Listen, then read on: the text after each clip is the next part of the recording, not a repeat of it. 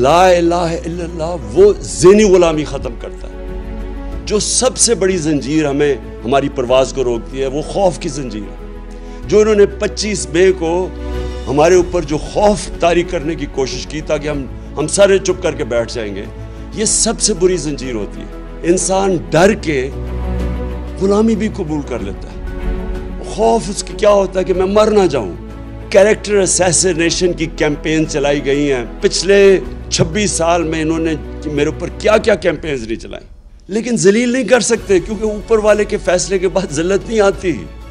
और इन्होंने इतना पैसा खर्च किया अपने ऊपर, आपके अवाम के टैक्स के पैसों से अपने इश्तिहारात दिए, इज्जत नहीं मिली इनको क्योंकि ऊपर वाले के हाथ में इज्जत है। मैं कभी ये नहीं कहूँगा कि हम किसी कौम की दुश्मनी लें।